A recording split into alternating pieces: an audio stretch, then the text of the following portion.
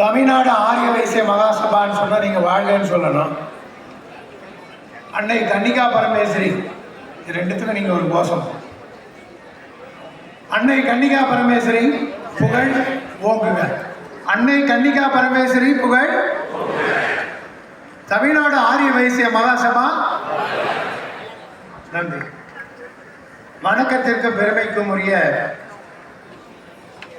இந்திய நாட்டினுடைய ஒரு சிறந்த குலமாக, ஒரு சிறந்த மனித குலத்தின் அடையாளமாக திகழக்கூடிய ஒரே இனம் ஆரிய வைசிய இனம் என்பதை பறைசாற்றுகின்ற வகையில் பெருந்திரளாக இங்கே வருகை புரிந்திருக்கக்கூடிய என்னுடைய ஆறுயிர் சொந்தங்களே, என் உயிரினும் மேலான சகோதர சகோதரிகளே, மேடையில் அமர்ந்திருக்கக்கூடிய தலைவர்கள். இந்த விஜயகுமார் எப்படின்னா, நான் ஏற்கனவே சொன்னேன், தமிழ்நாட்டுக்கு ஒரு சீஃப் மினிஸ்டர் விஜயகுமார், அங்க விஜய். இங்க நமக்கெல்லாம் ஒரு சீஃப் மினிஸ்டர் மாதிரி இந்த விஜயகுமார். இன்னொருத்தர் மேடையிலேயே காணோம், அவர் பேரு சுரபி கார்த்திக். இதனுடைய மூளையே அவர் தான் வருவார்னு நினைக்கிறேன். அவர் எப்படின்னா, நம்ம தமிழ்நாட்டுக்கு ஒரு சிறந்த தலைவராக வரப்போகின்ற நம்முடைய தமிழகத்துடைய தன்மான தலைவர் அண்ணாமலை போலவே இருக்கின்ற அந்த ஒரு சுரபி. இந்த ரெண்டு தலைவர்களும் தமிழ்நாட்டை இன்னைக்கு போட்டு கலக்கி ஒரு விவேகமான சமுதாய பணியை தேர்ந்தெடுத்து, வைசியன் என்று சொல்லலாம், தலை நிமிர்ந்து நில்லடா என்பதற்கு ஏற்ப தமிழ்நாட்டை, வைசிய குலத்தை இன்றைக்கு திரும்பி பார்க்க வைத்திருக்கின்ற இந்த தலைவர்களை எல்லாம் நான் வாழ்த்துகின்றேன். இவங்களுக்கு பின்னால பொருளாளர் சொல்றாங்க, நியாயமா பார்த்தா எல்லா இடத்துலையும் ஊழல். ஆனால் ஊழலே இல்லாத ஒரு பொருளாளரை பெற்றிருப்பது இவங்களுடைய பெருமை. அந்த 8 பேர் கமிட்டி பவர் பாயிண்ட்ல பார்க்கும்போது எனக்கு ரொம்ப ஆச்சரியமா இருக்கு. நம்ம ஆளுங்களா இப்படியா? அடே அப்பா, காலம் மாறிவிட்டது. காலத்தின் போக்கிலே வைசியனம் சென்று கொண்டிருக்கிறது. இளைஞர்களும் சகோதரிகளும் இளைஞர்களும் இந்த இயக்கத்தில் மிக வேகமாக தன்னை அர்ப்பணித்துக் கொள்வதற்காக இன்றைக்கு கோயம்புத்தூருக்கு வந்திருக்கிறார்கள். இந்த 8 பேர் அதற்கான பணியை செய்திருக்கிறார். அவங்களுக்கு பின்னால 64 பேர். அவர்களை இயக்குகின்ற எல்லா சக்தியும் கொடுத்திருக்கின்ற அன்னை வாசகாம்பிற்கு தமிழ்நாடு ஆரிய வைசிய ஆரிய குலத்தின் சார்பாக இந்த போற்றுதலை வணக்கத்தையும் நாம் அத்தனை பேரும் செலுத்த வேண்டும் என்று உங்களை அன்போடு கேட்டுக்கொள்கிறேன். ஒருங்கிணைப்பாளர் நம்ம ஈரோடு மகேஷ், அவர் எல்லாம் டிவியில் பார்த்துருக்கோம், சினிமாவில் பார்த்துருக்கோம், எல்லா இடத்துலையும் இருக்கும். அவரை ஒரே ஒரு வேண்டுகோள், நீங்கள் அரசியலுக்கு வாங்க, நான் அவரை கூப்பிட்டுருக்கேன். போன மாதமே ஒசூரில் எனக்கு கிடைச்சாரு, அரசியலுக்கு வந்துருங்க, அண்ணாமலை பின்னாடி வாங்கன்னு சொல்லிட்டு இருந்தேன். அது அவர் சாய்ஸ். வெரி குட், வந்துட்டாங்களா? நான் ஒன்று சொல்கிறேன், நாமெல்லாம் போற்றக்கூடிய ஒரே உத்தம தலைவர் இந்தியாவில் ஐயா மோடி என்பதை நாம் மறந்து விடுங்கள். அவருக்கு ஈடாக இணையாக உலகத்திலே இருப்பவர்களும் திரும்பி வாங்கிய பெருமையை உண்டாக்கியவர் அருமை தலைவர் மோடி என்பதை நாம் மறந்தோம். அது போலவே தமிழ்நாட்டு அரசியலை இங்கே பேசக்கூடாது. இருந்தாலும் ஒரு கருத்தை நான் சொல்றேன். தமிழ்நாட்டு அரசியலை இன்றைக்கு ஒரு சினிமா துறையிலே வந்த மாபெரும் சக்தியாக இருக்கக்கூடிய முதல்வர் விஜய் அவர்கள் பூத்துக்கு காசு கொடுக்காம, ஓட்டுக்கு காசு கொடுக்காம, ஜென்சிக்களையே வச்சு, சோசியல் மீடியாவை வச்சு, எல்லா 70 ஆண்டு கால அரசியல் பரமத்தில் ஒரு திராவிட கட்சிகள்லாம் வீட்டுக்கு அனுப்பிய பெருமை அவரை சாரும். நம்ம எல்லாம் கூட தெரிஞ்சோ தெரியாமலோ நம்முடைய கைங்கெல்லாம் விஜய்க்கு ஓட்டு போட வச்சிருக்கிறது எனக்கு இளைஞர்களாம் பல பேர் என்று சொல்லியிருக்காங்க. அதற்கு காரணம் என்று சொன்னால், அன்றைய தினம் அரசியல் சக்தியாக வர வேண்டிய அண்ணாமலை அவர்கள் இன்றைக்கு இந்த மேடையில் இந்த சாயந்தரத்தில் இங்கே வரப்போகிறார். தமிழ்நாட்டுடைய வருங்காலத்துக்கு வழிகாட்டக்கூடிய தலைவராக இருக்கின்ற அண்ணாமலை அரசியலை தாண்டி சமுதாய வாழ்விலே, சேவை பணியிலே, ஆன்மீகத்தையும் அரசியலும் கலந்து செல்லக்கூடிய ஒரு தேசிய சக்தியாக நம் முன்னால் இன்றைக்கு இரவிலே இங்கே வர இருக்கின்றார். அவர்களுக்கும் என்னுடைய வணக்கத்தை சொல்லிக்கொள்ள கடமைப்பட்டிருக்கிறேன். நேத்தான் நான் கூப்பிட்டு பேசினேன், தலைவரை வரீங்களான்னு கேட்டேன். கண்டிப்பாக வருவேன்னு சொன்னார். அண்ணன் நம்ம வானதி அக்காவை கூப்பிட்டுருக்காங்க, வர்றாங்களா வரலையே தெரியல. அவங்க வந்துட்டு தான் ரொம்ப நல்லா இருக்கும். நாங்களாம் ஒன்றா தான் இருந்தோம் பிஜேபியில். நாங்களாம் பிஜேபியிலேருந்து குட் பை சொல்லி தன்மான தலைவர் அண்ணாமலை பின்னாக போயிட்டோம். தமிழ்நாடு ஒரு தூயமான ஒரு நிர்வாகத்தை வர வேண்டும் என்று சொன்னால் சிறந்த ஒரு அதிகாரியாக இருந்து வழிகாட்டுகிறவர் அண்ணாமலை. அதை விட்டுரும். இன்னைக்கு இந்த இன்டெலெக்சுவல் கான்ஃபரன்ஸ் வைத்திருக்காங்களே, இதற்கு பேர் சூட்டிய அந்த இன்டெலிஜென்ட் டீம் இங்கே தான் உட்கார்ந்துட்டு இருக்கு. இன்டெலெக்சுவல் கான்ஃபரன்ஸை பிஹெச்டி டெக்னாலஜி சென்டரில் வைத்திருக்கக்கூடிய அந்த இன்டெலிஜென்ட் டீமை மீண்டும் ஒரு காரகோஷத்தோடு நாம் மாற்ற வேண்டும். இன்டெலெக்சுவல் எப்படி வரும்? இன்டெலிஜென்ட் இருந்தால் தானே வரும்.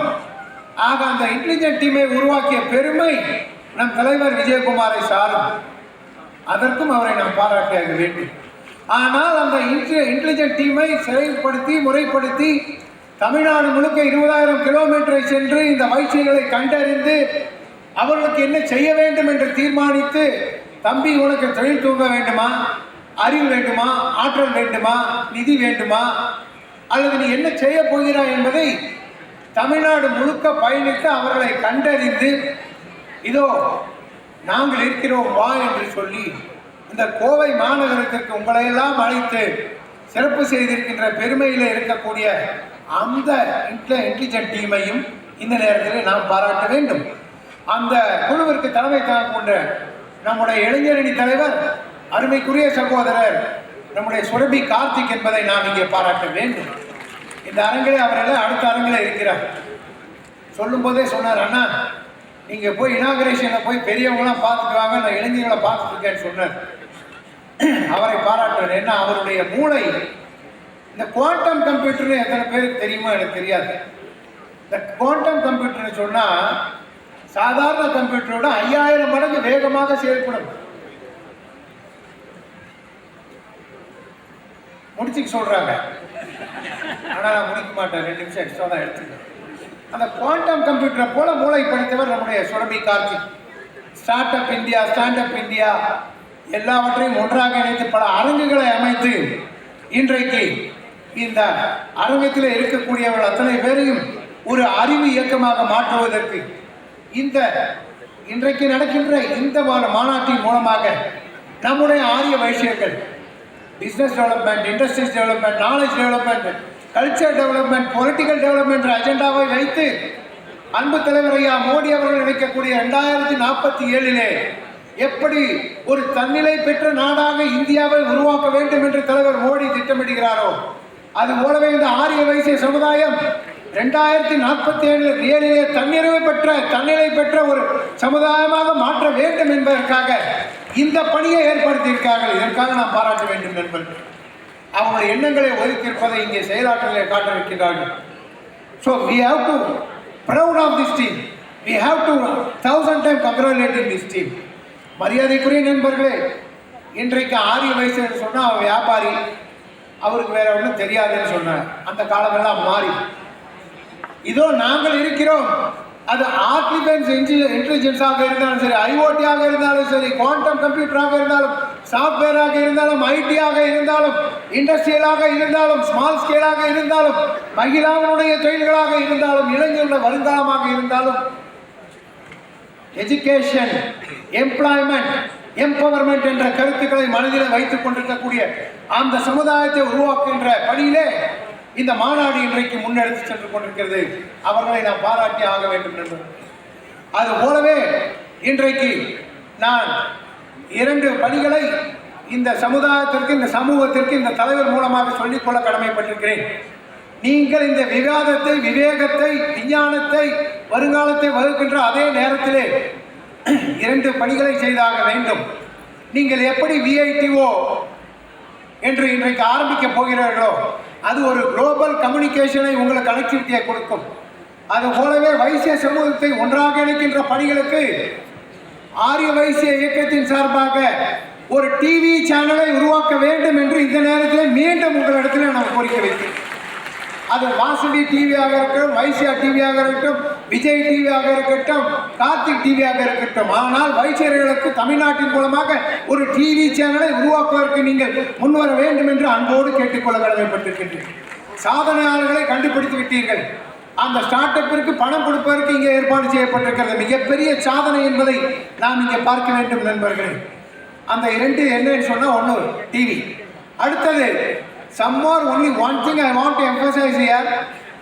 2 years back the government of India under the leadership of Honorable Prime Minister Modi ji declared a policy and they brought the scheme and that அரசாங்க ஆணை பிறப்பிக்கப்பட்டு EWS பொருளாதாரத்திலே பின்தங்கி இருக்கின்ற யாராக இருந்தாலும் அவர்களுக்கு முன்னிறுத்த வேண்டும் என்ற கொள்கையை கொண்டு வந்த அந்த மோடி அரசாங்கம் கொண்டு வந்த கொள்கையிலே வைசியர்களுடைய முன்னேற்றத்திற்கு மிகப்பெரிய வாய்ப்பு இருக்கிறது.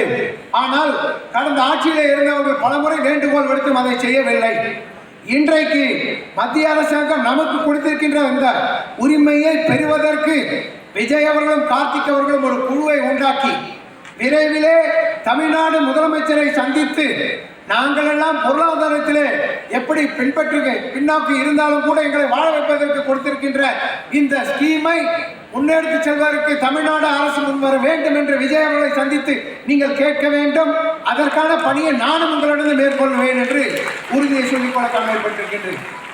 Science and technology, today R&D, today we talk about renewable energy, we talk about battery energy storage system, we talk about green hydrogen, we talk about so many new things are coming in the society. Aryavais are having a great opportunity for the growth in the development of this entire Tamil Nadu Aryavaishyas. I have been to various countries in the world. I could see the only enlightened empowerment. The community is only Aryavaisya community. There is no equal anyone community. I was there in the Houston, I was there in the Boston, I was there in Dallas. Dallas is a place under the province of this Houston, where the 1,000 families of Aryavaishyas are living in one place. We are proud of that, my dear. எல்லா ஆயிரம் வைசியர்களுடைய குடும்பங்கள் அந்த Dallas நகரிலே வாழ்கின்றன. அங்கே சென்றது எனக்கு மிகப்பெரிய பெருமை என்பதை உங்கள் மத்தியிலே சொல்லிக்கொள்ள ஆசைப்படுகிறேன். ஆக வேலை வாய்ப்புகள், வியாபார அபிவிருத்தி, தொழில் அபிவிருத்தி, சமூக அபிவிருத்தி செய்கின்ற இந்த நேரத்திலே நீங்கள் வைசியர்களுக்கென்று தமிழ்நாட்டிலே ஒரு வங்கியை துவக்க வேண்டும். We have to open a bank for Aryavaisya development in this country, in this Tamil Nadu. Tamil Nadu government has to give some fund for that. Karnataka has given 10 crore rupees for the development of Aryavaisya community. Andhra Pradesh has given 20 crores for the development of the Aryavaisya community.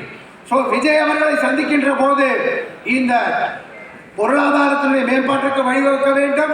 அது போலவே ஆரியவைசிய சமூகத்தை அடையாளம் கண்டு ஆரியவைசிய development கவுன்சிலை உருவாக்கி அதற்கு தமிழ்நாடு அரசாங்கம் பணத்தை கொடுத்து பங்களிப்பை கொடுக்க வேண்டும் என்று இந்த நேரத்தில் கோரிக்கைகளை வைத்து வணக்கத்தோடு வணக்கத்தோடு உங்களை எல்லாம் சந்திப்பதிலே நான் மிகப்பெரிய பெருமை அடைகின்றேன். இறுதியாக ஒன்று, நீங்கள் எல்லாம் அரசியலுக்கு வர வேண்டும். அரசியல் இல்லை என்று சொன்னால் இன்றைக்கு வழி இல்லை இந்த ஜனநாயகத்தில். அதற்காக நீங்கள்லாம் போய் உடனே விஜயோட சேர்ந்துருங்க, அவரோட சேர்ந்து நான் சொல்ல மாட்டேன். உங்களுக்கு பகுத்தறிவு அதிகம். நீங்கள் தேர்ந்தெடுக்க வேண்டிய லஞ்ச லாவண்யம் இல்லாத ஊழலற்ற ஒரு ஆட்சியை உருவாக்குவதற்கு தமிழகத்திலே ஆரியவைசியோட பங்கு இருக்க வேண்டும் என்று உங்களை பார்த்து கேட்டுக்கொள்கிறேன். ஓட்டு மட்டும் போட்டுட்டு வரி மட்டும் கட்டிட்டு வீட்டில் உட்கார்ந்து நமக்கு மரியாதை கிடைக்காது.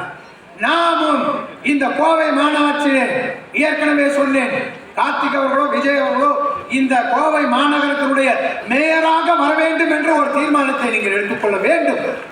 அது போலவே பல பகுதியிலே சேர்மன்களாக, எம்எல்ஏக்களாக, நாடாளுமன்ற உறுப்பினர்களாக நீங்கள் வர வேண்டும். கவுன்சிலர்களாக 5000, 10,000, 50,000 கவுன்சிலர்கள் உருவாக்க வேண்டும். அந்த அரசியல் பட்டறை பயிற்சியை கொடுப்பதற்கு 15ஆம் தேதி அண்ணாமலை அவர்கள் இங்கே கோயம்புத்தூரிலே அப்துல் கலாம் சென்டர் மூலமாக உருவாக்க இருக்கின்றார்கள். யாருக்கெல்லாம் அரசியல்வாதியிலே பணி எடுத்துக் கொள்ள வேண்டும் என்று நினைக்கிறீர்களோ நீங்கள் வந்து இணையலாம். மாறுவோம் மாற்றுவோம் என்ற கருத்தை உங்கள் மத்தியிலே சொல்லி பல பேர் காத்திருக்கிறார்கள் என்னை உட்கார சொல்வதற்கு. ஆகவே நானும் சென்று உட்கார போகின்றேன். நாம் எடுத்திருக்கின்ற பணிகள், கொண்டிருக்கின்ற கொள்கைகள், வேலைப்பாடுகள் வருங்காலம் 2047 நோக்கி செல்ல வேண்டும் என்பதற்காக அன்போடு கேட்டு பணியோடு நன்றியோடு விடைபெறுகின்றேன். நன்றி, வணக்கம், ஜெய். தேங்க்யூ வெரி மச்ண்ணா. சார் எவ்வளோ ப்ரீஃபாக பேசினார், ரொம்ப பாயிண்ட்ஸ் கவர் பண்ணிட்டாருன்னு நினைக்கிறேன். ஸோ மற்ற